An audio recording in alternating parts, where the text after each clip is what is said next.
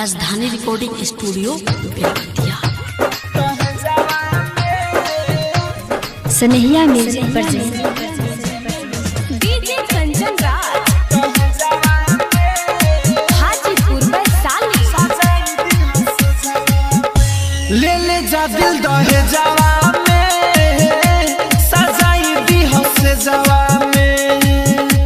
ले ले जा दिल दहे जावा में सजाई दी हसे जावा में। तोहरा बिना साला रोवत रही हरदम भीतर करे जावा में।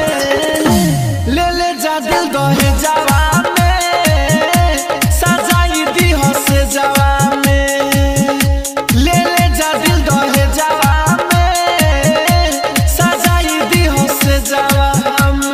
राजधानी रिकॉर्डिंग स्टूडियो बेलवतिया। सनहिया music DJ present Kanchan Raj Hajipur Vaishali.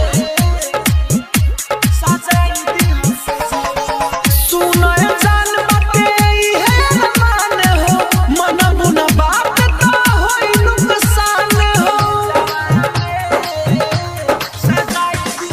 सुनो जान बाटे है मान हो मान लो बात ना तो होई नुकसान हो। खाई के क्रिया पहले समतिया खालम जहर जबे आई बरतिया। ले ले जा दिल दहे जावा सजाई दी हसे जावा में। ले ले जा दिल दहे जावा में सजाई दी हसे जावा में। तोहरा बिना साला रोवत रही हरदम भीतर करे जावा में। ले ले जा दिल दहे जावा में सजाई दी हसे जावा में। राजधानी रिकॉर्डिंग स्टूडियो बेलवतिया। सनहिया music present DJ Kanchan Raj Hajipur Vaishali. तोहसे जुड़ले बाटे नहीं तार हो सच कही जाना जिंदगी हो हमार हो।